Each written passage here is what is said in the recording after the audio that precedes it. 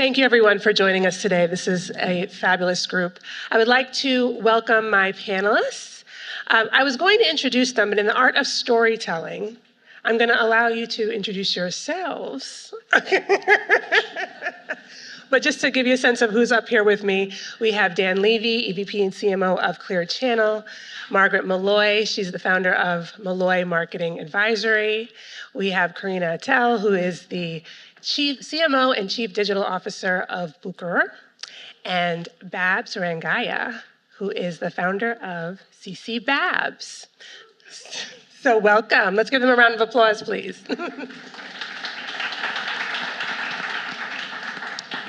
So what we're going to talk about today before I ask the panelists to introduce themselves is basically the CMO career curve, right? So we are more than just marketers.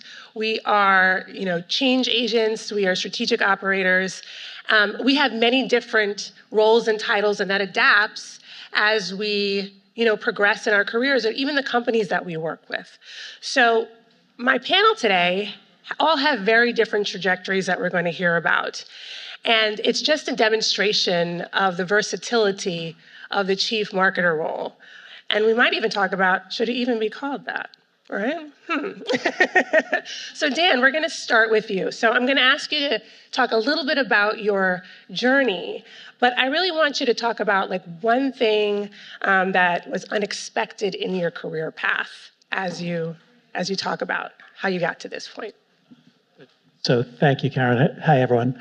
Excuse me. I'm Dan Levy, as Karen said. I've been Chief Marketing Officer at Clear Channel Outdoor for the last 10 years, which is stunning to me because I've been working professionally for 38 and I've never stayed anywhere longer than 5 years.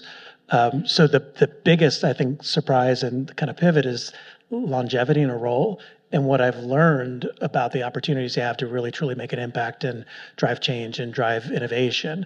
The fact that it happened late in my career is actually, I think, a plus.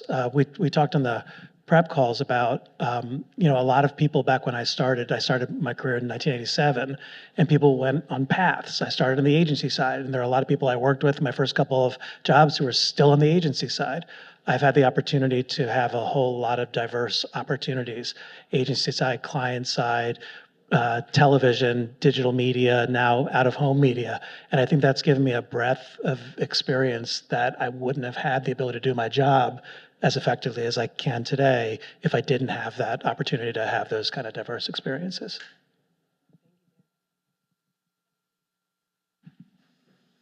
Can you hear me?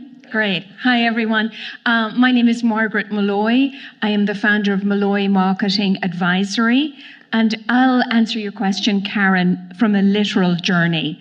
So I was born in Ireland, have spent more than 20 years in the United States.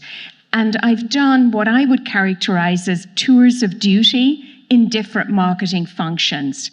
So from PR to product marketing, and most recently, for a decade, I was the Chief Marketing Officer at Siegel & Gale, where my focus was on branding.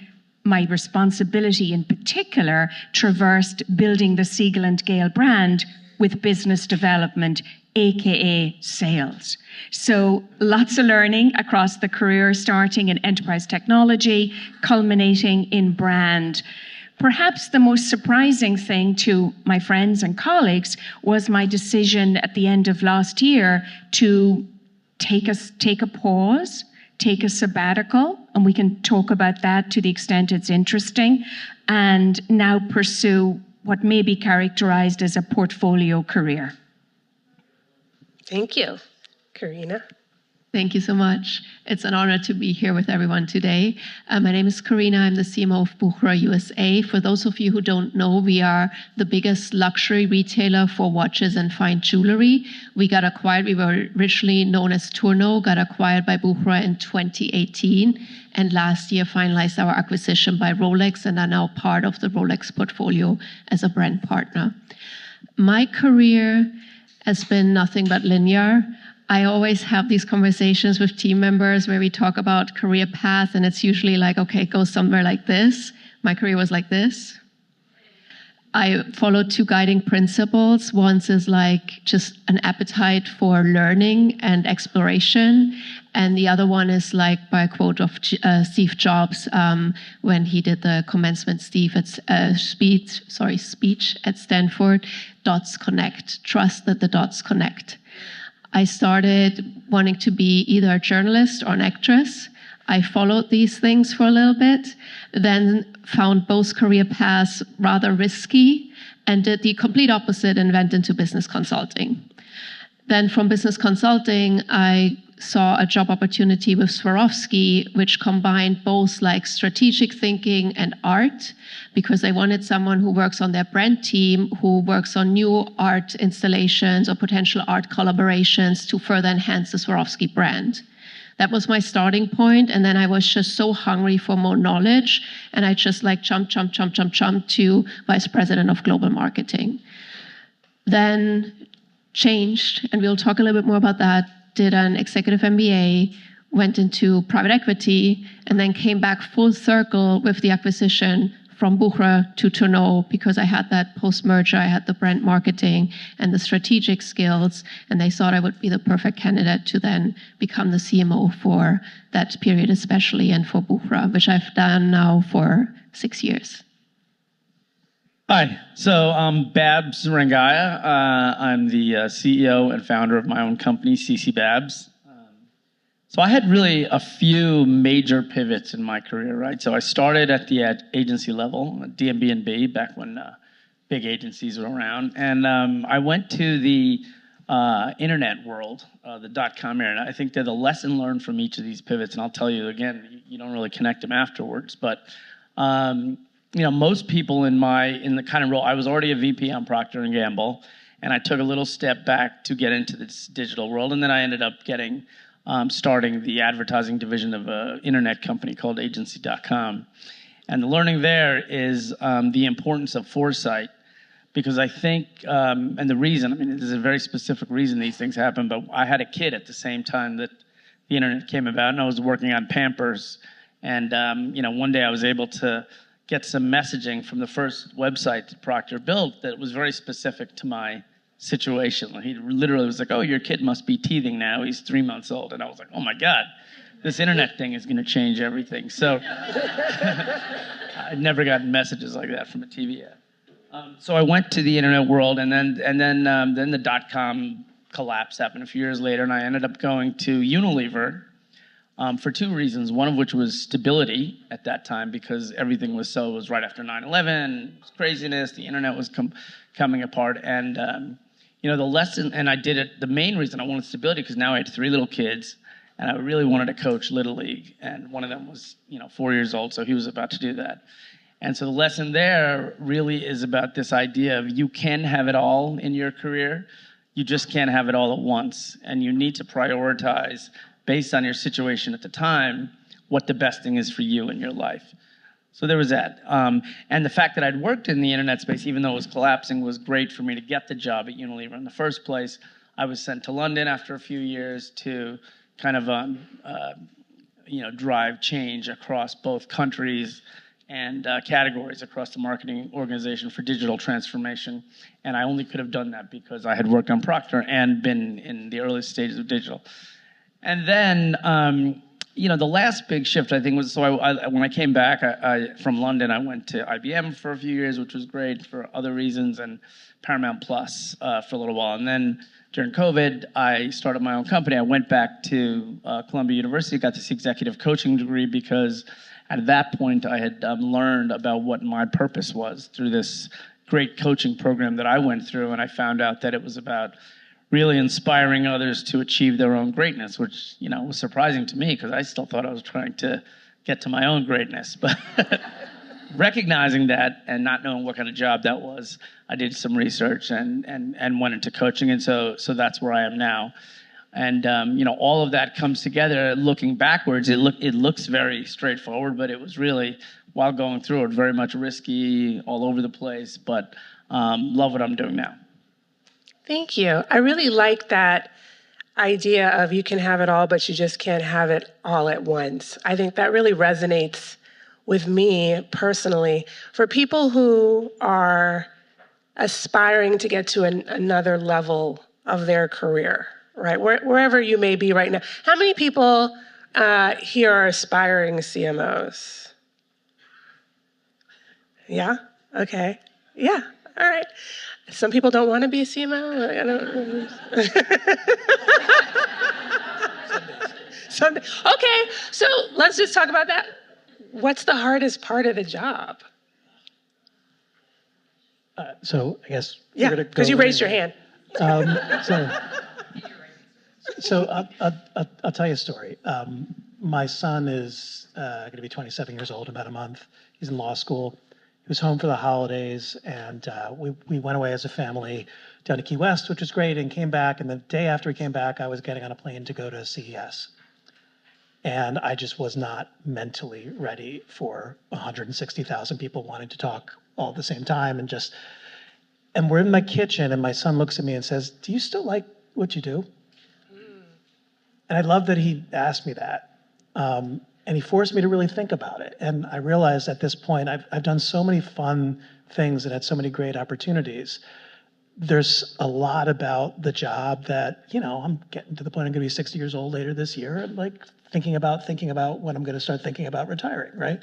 But what I love about what I do, and I love about, I'm assuming we all have the ability to do, is help people raise up in their own careers. And the thing I get the most satisfaction from is looking at the people that it's not me, it's not because of me, but the fact that I had the ability to touch and kind of create opportunities for people to grow in their career. That's what I still get the most satisfaction from. I also love that 10 years into a job, we're on a journey to reinvent the business. I mean, we're in the billboard business. And one of the reasons I was hired was to transform it from a traditional offline linear media to a data and digital driven medium. And I love the fact that we're on this journey. We've created all these new tools. So we've got the helping people with their own development on one side and the innovation and kind of change and long-term journey. And it's all the crap in the middle that sometimes gets a little hard. Because there's a whole lot of detail and a whole lot of people and a whole lot of things that you ultimately need to deliver, especially as a publicly traded company. So hope that helps. That definitely helps. Margaret, Karina, Babs, what's the hardest part of the CMO role? And we'll just tack on, and the most rewarding. Yeah, I think the hardest part is that it's a very heterogeneous role. It's defined very differently based on the context of the organization. Most recently, mine included the sales component. And for me, while on one level that was hard, that was actually super clarifying because there was continuity between your marketing programming and the business outcomes. The most rewarding part, I would absolutely agree with Dan. It's seeing team members grow into the roles, learning from your team members. I have 2 former team members in the room. Thank you, folks. So that's on the professional side. I think also seeing the impact of what you're doing. My personal persuasion is very client-centric. So seeing the impact of your counsel, or in the case of an agency, of the professionals you connect with a brand and their work in market, that's just such joy. Seeing something you've worked at in the wild. That never gets old for me. I think it's always twofold. Like, what's the hardest part is also the most exciting part, and depends on the mood of your personal day. So for me, I think it's just the most exciting role because it has been changing and it keeps to change so much, from like being like the owner of the brand to really like having full like growth responsibility, having access to data, working with data, owning the full customer journey. As you said, it's different by the organization and the definition of the organization, but there is so much more that we are tasked with today. So sometimes the hardest part is focus. Like, where do I start today? Which project is most important? What can I really do in which timeline from A to Z? And then obviously bringing the teams also behind you. Leadership is also the most fun part of the job, and then at times the most hardest part, especially when you go through one transition after another, you add more complexity to the role in the organization. I think that's both like the most fun part and the hardest part. The absolute most fun part, if you can convince other members of your executive team that marketing is not just creating a billboard, that it's so much more. And when they see that and they understand that and they start taking you seriously, That's the most rewarding part of it. But we like when you develop a billboard. Just saying. I actually think the hardest part is determining the impact of marketing and being able to communicate that to the other C-level members of your company.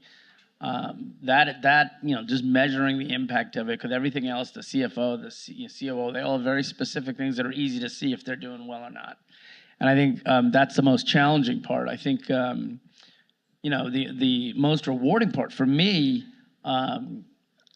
being a part of everything that's going on culturally is incredibly fun and incredibly engaging. And, if I look at all the other C-suite jobs, for me personally, I can't imagine that I would rather have any of those than the CMO role. And you are at the center of all the functions at the company and the consumer and the insights and the external culture. You're the only one really in the leadership position across all of those things. So you have the potentially to lead from the front by being connected in places that, no one else really is. And then the last thing, I think the real, I don't know if it's hard, but depending on your own personality, I think that managing the shift and the changes that are going on technologically, as well as consumer behavior and all that goes along with that. I coach a lot of CMOs. So one of the CMOs I coach, who's somebody very well known, you'll see him on stage all over the place. And they had just moved the Adobe budget from the IT group, the CTO, to the CMO. And so that's why when I coach CMOs, I'm kind of a coach-sultant, so to speak, because part of it's the coaching and part of it's I'm deep into data and technology. So I say to him, he says to me, listen, I gotta, they moved this budget and it's like $40 million. It's not some little budget, and everything else on my line item, I know which levers to pull if I have to cut or add. And I have no idea what this MarTech stack and where Adobe fits in and what'll happen if I pull 10 million out of that. Does that mean the whole business will collapse? I think of Adobe as Photoshop. Now, they can't say that to anyone internally, right? They can't tell their employees, who will be like, what's wrong with the boss? And they can't tell it to the bosses because they'll be like, you're fired. Right. So, but, I could understand that they grew up creating a 30-second ad or, having strong relationships with the CEO of Ogilvy or McCann or whoever the big ad agency is that's a partner. And now, 90% of their job actually falls outside of that, at least in terms of what they're overseeing. So that can be extremely challenging. But if you have a strong curiosity quotient, so to speak, which in the past wasn't as important as it is now. It used to be really about IQ and even EQ, but now you have to have this strong CQ. If you have that, you'll love that because you will get deep into all the things. If you don't and you're just trying to ride it out, it's going to be very hard. To that point, I was going to stick with you, Babs, for a second to take a sip of water. But there's there's a lot of myths about the CMO role, right, in terms of tenure. But Dan's been there for 10 years, right, for example. You just talked about all the different facets of the CMO's role and how it has grown. Margaret talked about, now she had to incorporate the sales component. So there was an article, I think it was a Forbes article that called the CMO the Chief Multi-Purpose Officer. But Babs, you also had a different name for the CMO that we talked about. Yeah, so I again, when coaching CMOs, but also when I was on the marketing side, I thought it was important for a CMO to think of themselves as a change management officer beyond just the chief marketing officer, especially in times like this. So you've got, it's happened before with the internet and then with mobile social, and certainly it's going to be happening now with artificial intelligence. And again, for what I said before, it is both the most rewarding and the most challenging thing, because it's rewarding because this incredible change. I mean, the internet was the defining invention of all of our lifetimes. It changed everything that everyone does. And artificial intelligence is going to, do that at an exponential scale that's going to be really incredible. And not only will it change marketing, it will change everything, every job. And so you have the opportunity, again, for the same things I said before in terms of your connection with the rest of the C-suite, with all the functions, with insights, with technology, external forces, and all that, in a way that you should be able to and should be accountable for driving the change management within a company. And again, that can be great, or that can be hard, and that can be the death of you. And a lot of times, the reason that CMOs get canned early or something because something dramatically shifted externally, whether it was COVID or technology or whatever, if you're not one to be able to make those, call those audibles, make those shifts, and have the curiosity to at least think differently and reframe things, you're going to be in trouble. And so that's why, I have my teams would think about, think of yourself as change management officers more than anything else when big things are shifting. And that's happened several times in my career, and it's about to happen in probably the biggest way. Please, panelists, jump in on your thoughts of the new role of the CMO. So I'll just build on what Babs was saying. My 10 years at Clear Channel has been all about driving change. We are the most legacy of legacy media that there is, and we're a local business. We have people who have sold for my company longer than many of my team members have been human beings. Like 35, 40 years, they've been doing the same thing over and over again. And so the story I like to tell in this is the first thing that we did when I got there is we went from operating as 30 independent markets to regionalizing those markets. And Florida was our first region that we pulled together. And so our regional president, who was responsible for that, he and I planned that my first trip would be down to meet the team in all of our Florida markets. And I would end in Miami where he was, and we would compare notes. It was a great trip, met all the team, all this, sat down with him for breakfast, and I shared with him a bunch of feedback about this person that I met and how about this, and it was a great conversation. And I was heading to the airport afterwards. I said, you know what, I'll write up my notes. Get on the flight. As soon as we get to the point where I could take out my Mac, I start writing an email. I think we should do this. I think this person is in the wrong role. The typical stuff that I had done as far as driving change in the smaller companies that I've been in for years, where you just bang people's heads together to drive change, right? So I wrote up this, what I thought was a really good note, laying out all the things that we should talk about changing. And I was a month into the job, so I copied my boss, our CEO. Hit send, and on the airplane, within like 30 seconds, I get a reply from my boss saying, we need to discuss this. What I didn't know was I was the latest CMO to come in, and all my predecessors had come in and basically said, y'all are idiots. I can't believe you've been doing it this way. Let me tell you how things are going to be. And what he was helping me understand is how to drive change in a large distributed company like Clear Channel, where we have basically a collection of local businesses. I didn't need to tell that regional president what needed to be done. I needed to challenge him. I needed to say, here's some observations. Hey, have you thought about this? Hey, tell me more about this person.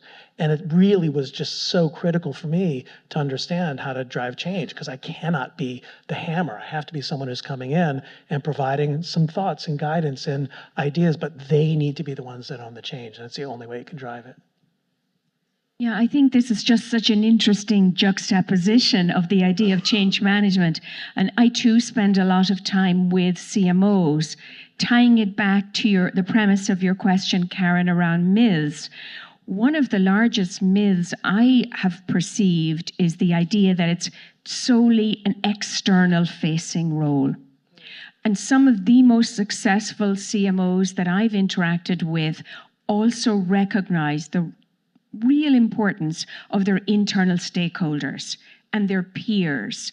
And why the externality has become a myth is because of conferences like this, and of publications and Cannes and getting awards and arguably some of the glamour of the role. And that can cause all kinds of interesting tensions internally, but also the perception that it's fluffy, it's glamour, it's all just. And I say just because it's important to be front of house and be an ambassador of your brand and live the brand and represent it. But I caution, don't do that at the expense of neglecting your internal stakeholders. And a final underline to this point, much of what I've spent my time in the past year has been on coaching folks around their personal brand. And the folks I talk to come into really three camps, and often, but not always, they're marketers. One is there's so much about the external thing, and it's all about LinkedIn.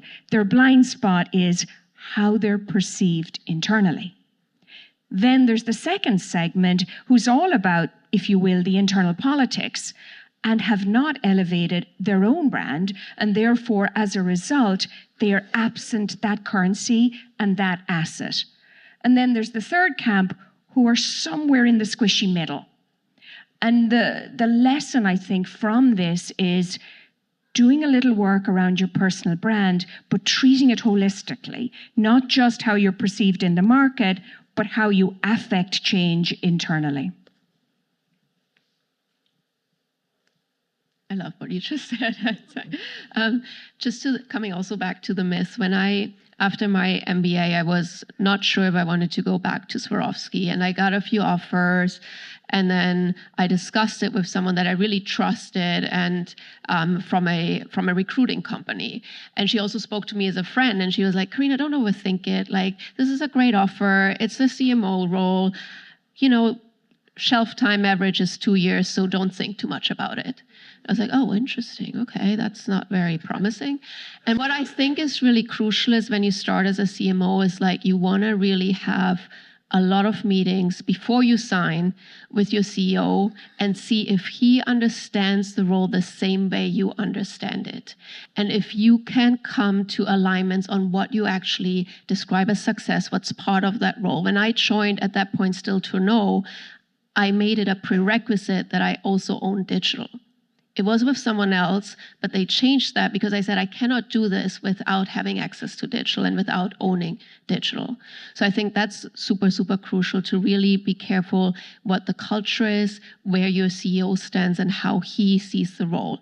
And then to your point, you need to spend a lot of time on the internal networking, like really with your key stakeholders, help them understand what you can actually do, where they come in, what you can bring to the table, create win-win situations. I think that's how you stay successful and you stay in that role. I think that's a really key point in how you interact with the CEO or maybe the board, depending on what your role is. Can we talk a little bit more about managing up, how to effectively do that? We talk a lot about managing our teams and things of that nature, but to create that longevity, right, that is a critical component. Can we just talk a little bit more and dive deeper?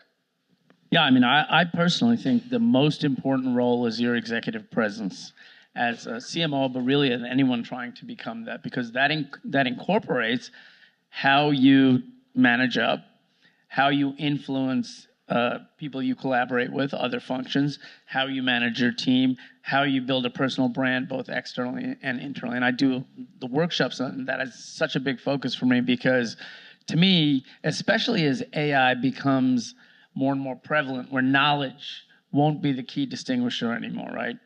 Because the dumbest person can have the same info as the smartest person in 2 seconds. So it's not as much of a differentiator. The real differentiator will be how you are able to communicate and influence and collaborate with this, especially internally. I think that's critical if you want to get anything done. If you're focused all externally, it's really about you. And so you have to determine, what am I really in this role for? Am I just trying to look for my next job? Or am I trying to do a great job here? And obviously that's the better move because that will ultimately get you better jobs elsewhere. But executive presence in all those forms, to me, are really the most important thing that a leader can think about as they grow in their careers. And I would dovetail that and say, in addition to executive presence, executive mindset. So often as marketers, we love what we do. And in many situations, that makes us great. But it can also make us myopic. We have jargon. We're obsessed with the creative, or we're obsessed with our universe of marketing. And that can hold us back in the conversations in the boardroom and with our peers, because they perceive us as just marketing, or heaven forbid, just brand, and not tied to revenue. So the exercise then is shifting your mindset to, what are the business drivers? Not what are the marketing KPIs. You have those conversations in our marketing meetings, but in the executive meetings and in the boardroom, it's what are the business KPIs? And showing fluency with those we both took the journey of going back to do the MBA because we both, I think, had the same insight that having that strategic understanding would elevate our marketing performance. So executive presence coupled with executive mindset. I think, sorry, I wasn't ready to go up. I think it's like you need to executive mindset, and it's also like spending a lot of time. It's almost sometimes I call it like lobbying, because you want to understand who you're in the boardroom with, what their needs are, what they are fighting for, how you can support their fight, and how they can support yours. And usually you try to create a win-win situation. And then last but not least, you don't underestimate like the human factor. Like you can be super prepared, you can have all your data points ready, everything can be perfect on the spreadsheet, but people just don't click with it because you haven't invested in those relationships. I spend a lot of time just like I love that we are in office because I can spend time like being there, having a coffee chat, talk about, hey, how are the kids? Like, what did you do for the summer? What are your summer plans? And you start building that connection. And it's not always about you, okay, I need you to buy in to this campaign or doing that. And really always thinking, how can I support them? And luckily, because we have so much access now to data and we are owning the client journey, we have so much that we can support the business with, where the business also sees real results. And the other part is obviously, aside from that lobbying, the human factor, is you want to be a cheerleader. You want to be a cheerleader for everyone else's like contribution. If HR just did like an amazing workshop or like an exchange program, I'm like, hey, that's great. I'm so happy you did this. I hear such great feedback. Say that in front of everyone, and they will come back and they will support your initiative. So just building on what the others said, two things to share. The first one is really tactical, but I think it's really important. And I learned this, one of my career stops was at professional wrestling. I was head of marketing at World Wrestling Entertainment for 4 years. Anyone else work in professional wrestling? Like just crazy business. But I learned there the importance of understanding how your boss wants to be managed, how they want to be communicated with. So ever since then, the first thing I do when I talk to my boss, are you an impromptu meeting person, or should I get on your calendar? Do you want a weekly report, or would you rather hear about things as they happen? Or like, help me manage you in a way that I'm most effective for you. Strongly encourage everyone to consider that, whether you're at the CMO role or wherever else you are in your career. The other is building off of what the other panelists were saying, is understanding what's critically important to your CEO. My CEO is a financial leader. He has a marketing background, but he is a financial leader, and we're a publicly traded company. He is 100% about revenue growth and cost containment. Guess what I'm about? Revenue growth and cost containment, right? We do not spend money to solve things at my company. We put ideas behind it. We put effort behind it. And everything I do to orient myself is directly aligned with my CRO. He was hired about a month and a half before I was. We've worked together for 10 years. I'm in front of customers all week long because it's about growing our business. And there's a million other things that I'm doing. But what I talk to my boss about and what I talk to the rest of the senior leadership team about is not a brand discussion. It's a revenue discussion. That is such an important part, because understanding what your boss's goals are, and then again, if there's a board, right, who they report to and what their expectations are really around even their annual incentives or their long-term incentives, is really going to get you a long way in terms of being that overall cheerleader. Margaret, you talked about the internal stakeholders as well, and marketing. And you also, use the terms when you're describing, you're making a point around it not being just marketing, right? And marketing has become so cross-functional.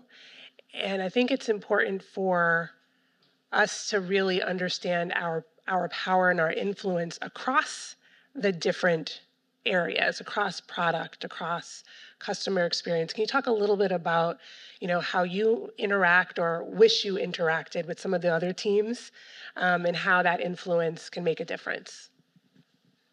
I can talk a little bit about it. Is that So again, as the CMO, I think we talked about the fact that it's kind of at the center of all the different functions externally and internally, but I think you also have to be able to do a couple of things to ensure success, so you don't set yourself up for success. One of which is to clarify what your role is. What are you actually responsible for? What is it that you're bringing to the table to help that overall broader vision and goals of the company, right? So, because everybody has different thoughts on what, like, people will be like, oh, they're responsible for social media, and, that's just like, they don't know. And, so I think that's one of it. I think the other thing, as I mentioned earlier, is to determine the impact of marketing, how you're going to measure and how you're going to showcase that.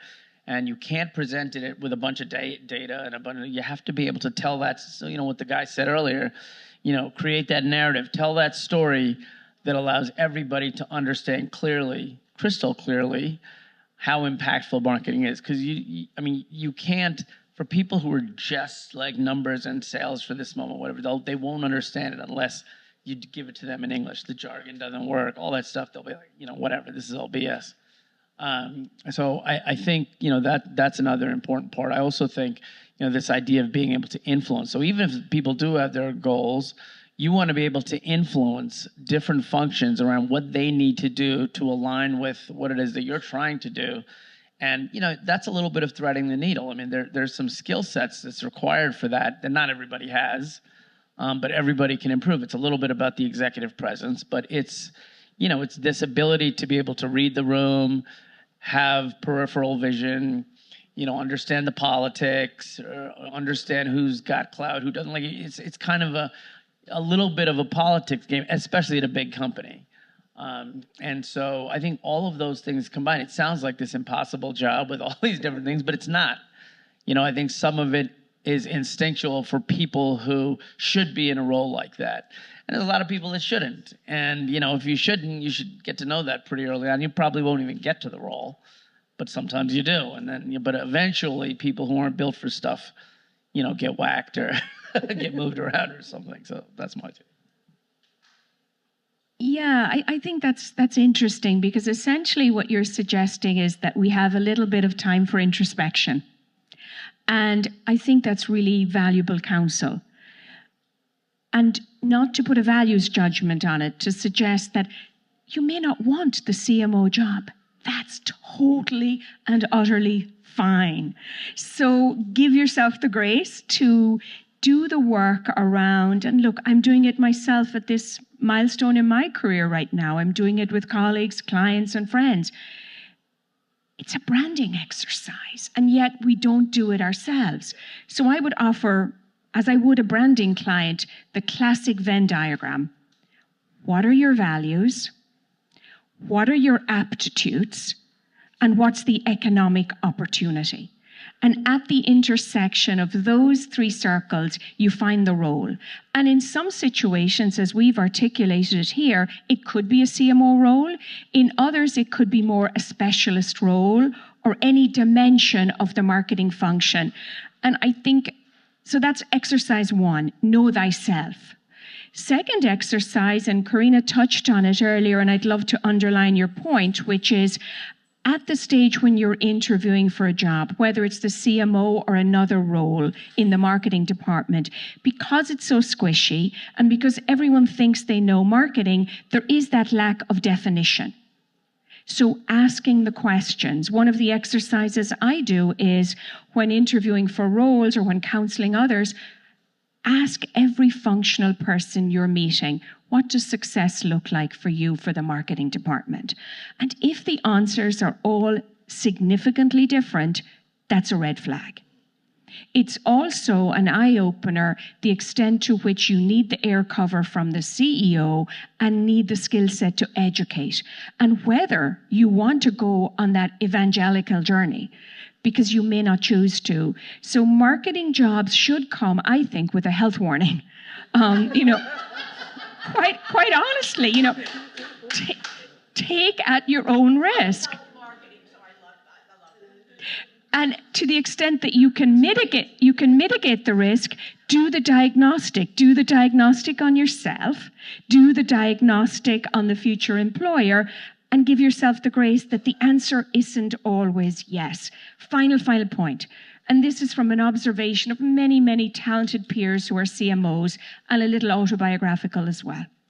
Sometimes we just want to win the prize. We don't want to do the job. You want to get the job. Ask yourself, do I want to get the job, or do I actually want to do the job? And you sort of need both to be successful.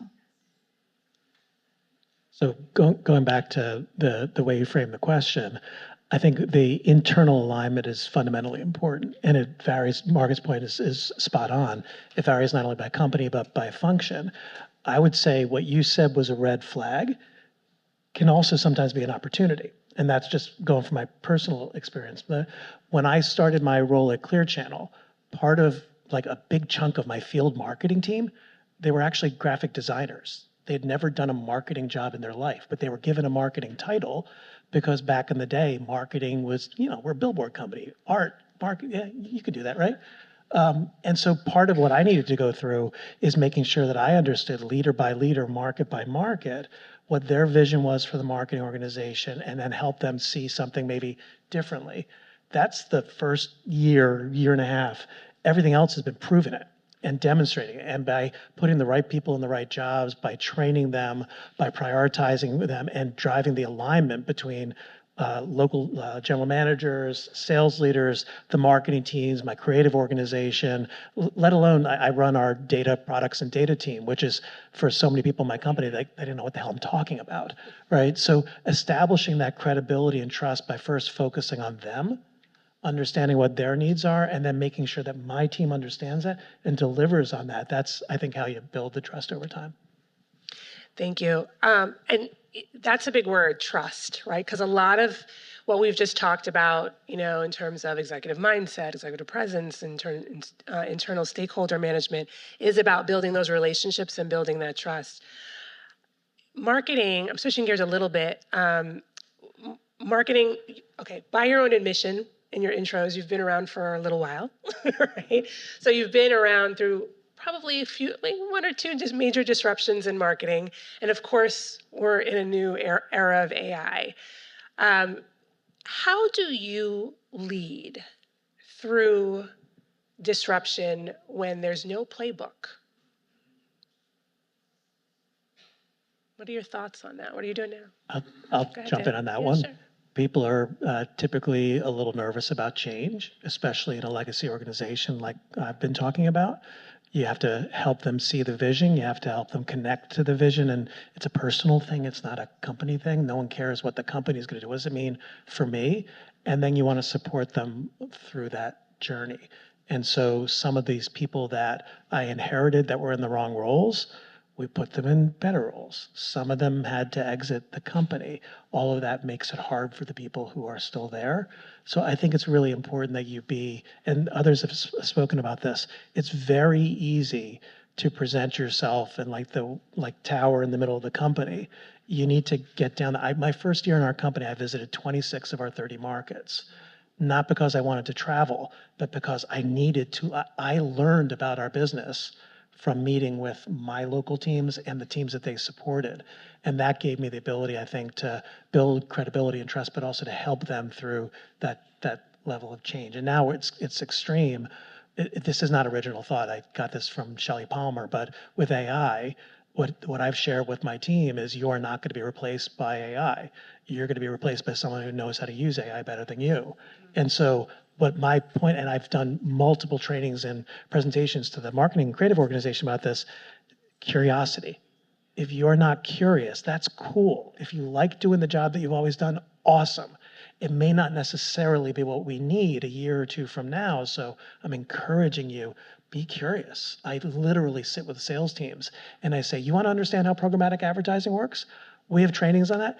You also have access to the Google. Like, look it up. There's like he said the Google. Yeah, I like be curious. Now this is a personal thing. I'm just inherently a curious person. I want to learn. I think that's why we all are in a marketing role. There is that inherent curiosity. If you don't have that on your team, you either need to instill it or you need to make some changes because you need that in the organization. Let me jump in. I think for me, in ours, I almost want Shanique to answer this question because you can talk about how I lead during change, because we've been in change since I joined the company, with the acquisitions, COVID. Now, just recently, we had a huge exercise around the tariffs, which obviously changes so much for us, from marketing, operational, where we buy, suppliers, vendors, everything, client experience. Like, it goes into so many things. I think what I try to do is to be authentic, be excited, because I'm excited. I show up every day. I'm excited about what we can do as a team. And I always step back. Sometimes I'm like, wow, I can't believe we did all these things this month. This is absolutely incredible. And I share that excitement with the team. I'm also trying to be as transparent as I possibly can be by being like, okay, I've just coming out of this board meeting. I just come out of this leadership meeting. Here are my key insights. This is what I think right now. And I'm speaking from my personal perspective, what I think that means for us as a team. So just keeping them as close as possible that you are legally allowed. I think that's helpful to make sure that everyone understands what we're trying to do, where we're going, what the most recent changes are, so that it doesn't become overwhelming or you suddenly find yourself in complete different processes and other workloads that you haven't had before. I would also make sure you leverage your own leadership style and think about the situation at hand and what's best and how best to communicate. So for some people that would be like, this is the burning platform, there's urgency, we need to do this. Some people it's just pure inspiration, and again, it's a combination of you and a combination of the task at hand. And then I always found that the key thing for large groups to drive change in the ways that you want as a leader is to provide enablers. So it's one thing to have a vision, but as part of your strategy as a leader, what you have to do, your leadership team has to provide enablers so you can institutionalize the things that you want across the board. So just saying stuff and saying this has to do that change and not providing real enablers, almost like templates for different functions to work off of, it's going to be haphazard and scattered, and you're not going to get the consistent things that you need done to be able to, drive the change you need to win. But putting in place enablers, whether that's certain partnerships, whether that's, we're going to put in place, skills programs, training, whatever. We're going to do these things to set you up for success for what's happening in the world, in the change, in the environment, in our own company, whatever is happening. You have to kind of put those things in place. And then people have something to follow. Because again, you're leading. They need to follow, but they need to follow through something that is all aligned to the same thing. And so that I've always found to be very helpful in any kind of significant change that I've ever been a part of leading. I just want to add one more point, because you said also executive presence. I have an open door policy, so myself, but also the overall leadership team, we are very accessible. And we have a newer CEO. He's also very accessible, but I'm also trying to do my best to bring him into team meetings, to have him explain the vision, talk about like what his key priorities are right now. And then usually I try to compare notes if I said the same thing, and we're usually pretty aligned. But it's really about like being present. Like, don't be like a closed door, like I'm only an executive, I'm not showing up. I think that's the worst thing you can do to drive change. Yeah, certainly I would co-sign on all of this: curiosity, authenticity, presence, enablers. I think at the risk of oversimplification, I would answer the question of how I lead an environment of change is with high standards and high devotion. And I believe you need equal measure of both. You need to show the team members that you are committed to them and their journey, hence the devotion. You need to show your colleagues that you're committed to the brand and the company and its journey. And that's not lip service. That ties right back to Bab's point around enabling those changes, facilitating your colleagues' education in the context of AI. So that's high devotion. I believe it begins with that. High standards then speaks to the fact that I want the marketing department to be perceived as a value driver of the organization. So we must do high quality work and zero tolerance for the absence of that. And you can request high standards if you deliver on high devotion. If you have high standards and no devotion, then you're not going to get the commitment of the team. If you have no devotion excessive devotion and not high standards, then you're not doing your fiduciary responsibility as a C-level executive. Can I just throw one more in there? This is awesome. But the thing that comes to mind that I'm hearing from all of you, I think empathy is underrated. And I think it's when you're talking about driving change, and we are talking about a time when the world around us is so disruptive for so many reasons, whether it's AI or everything else that's happening, being empathetic and demonstrating that you are driving that execution, you're committed without question, you have high standards, but you also get, it's hard. It is hard. And if you are that ivory tower leader, I think you're setting yourself up for problems down the road. And if you want to be able to retain people through some of the economic cycles that we've been through in the last 10 years or so, if you're not empathetic, if they don't understand that you understand, one of the things that, it's the silliest thing, but I think was one of the most material things that I did during the pandemic. I started doing weekly videos where I would just every Friday, every member of the extended marketing creative research team got a video from me. And it was from my home office. And some weeks it was my old home office. I worked at MTV for a long time and wrestling and all that. So I had all kinds of fun crap. So I showed them the crap that was on the shelf so they understood more about who I was. And I walked them through my house and I talked about I think that was such a silly little thing, but it was so well received because it was humanizing me when we were all going through a really, really, really challenging time. And then my favorite part was I just sort of randomly on one of these videos said, hey, if you want to do a video, let me know. And so my creative director in San Francisco sent me a video of where he is, and my SVP of marketing put one together to show her. And it was just a really, really cool way of bringing the team together. Oh, I love that. I love that. Anyone else have any crazy, zany things that they've done to inspire them? I know I'm putting you on the spot, so. Anybody else have any crazy or zany things they did to inspire their teams?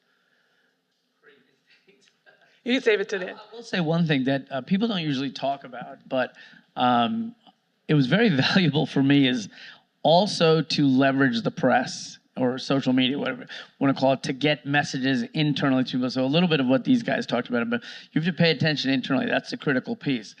But a lot of times sending an email or a memo, no one reads it, no one does anything with it, right? But if they do a combination of that and what she said about providing credit to people, this was a great trick for me, is anytime Unilever, for example, had a ton of brands, and there'd be, a brand manager or a brand director that just created some great campaign or something, but I would be the mouthpiece because, I would be the one out that's allowed to talk or that's out at places like Cannes and whatnot. But to be able to highlight those things and then credit whoever the people were that were in charge, and then get that in Ad Age or Ad Week or the Journal or whatever, the impact that has is unbelievable because they take that, they send it to mom and dad, whatever. It's like, and then they love you because they trust you that you're not talking about yourself. You're really, what you're trying to do is showcase the company, the work, and the people. And using and leveraging the press and social media to come back, to get your messages out internally was a huge, very valuable thing for me when I was trying to drive big change at big companies. And maybe a smaller example, something that I did with team members that generated a lot of trust and productivity was field trips to the museum. Yeah. Awfully basic, awfully affordable, deeply inspiring. So sometimes it's the grand stuff, and sometimes it's just taking a half day to appreciate art, to get out of our own context. That brings back just great energy. And it's so true what you said, Babs. I mean, it's been said that you can achieve a lot if you're willing to give up some of the credit. We're already at that level, to be perfectly honest. I don't know why we need much more credit. We've already been in positions where we're making the money and, we've got the title. The key now is and again, that's a mindset. So that's probably why I'm a coach. Like, I really love developing others and seeing them do great and all that, because that also gives me some level of gratification. But it also just is an unbelievable way to get your messages across in ways that are much better than your basic memos that go out to hundreds of people that no one reads or does anything with. Thank you. So a final thought, because you have to wrap up. You each have very different trajectories and how you've pursued your career, continuing to pursue your careers, and your different pivots. What do you want your legacy to be? Either when you say goodbye to working all together, or, if you say goodbye to this particular phase of your career. Well, so there's two layers. So one, I heard this great thing about, the definition of success is when your adult children want to hang out with you, right? So it's this idea that you've done such great stuff, you've done all the things that they would really want to spend some time. And I think to some extent, from a career standpoint, there's all the people that you impacted. Who is going to call you out as somebody that really helped them in their career, Because to me, there's the business. It's not like in the old days where you worked at IBM for 45 years and that was family. It's really not like that anymore, right? The company is where you work, you do your thing. I think the real legacy, the real thing that comes back to you is who you impacted, what you did for the career. And of course, if you've done some extraordinary work for your own personal, thing, that feels great. So to me, the legacy is really in great work and the impact on the people that have worked for you or with you or what. I would agree. For me, it's like we were talking about purpose and what is the next step. And I'm a CMO. Like for me, it's now more about purpose and what can I do to help others succeed, and also can I stay like that would be what I want to keep being able to look myself in the mirror and say like, no, I'm authentic and I'm kind, and I don't need to go out there and I don't need to be super aggressive and like just push really hard. I can still do it with a level of grace and kindness, and I can hopefully inspire others and help others grow. Yeah, I would absolutely aspire to all of that, in particular to have my grown children talk to me. That's very desirable. They occasionally text, but I have an 18-year-old and a 20-year-old, and they've discovered text. So it's my 25 to 27-year-olds all hang out with me now, so I've made it. Congratulations. They get much better in the next 5 years. Hashtag goals, right? So that gave me a minute to think. But I think, look, for me, agreeing with all of the goals, I think also coming from a very humble background, notwithstanding the current pervasive dialogue, for me, it's about elevating people whose circumstances were challenging. And they come from many identities. It could be immigrant, could be female, it could be any number of lived experiences that weren't guaranteeing them the trajectory and the paths that many of us have spoken about. So I'm hoping that'll be part of my legacy, or said differently, just inclusion and providing others access and exposure. So yes to everything that you said. I'll take a different approach to end it. So I don't know if you guys have thought about this, but billboards are like literally the only advertising medium that's a physical part of your community.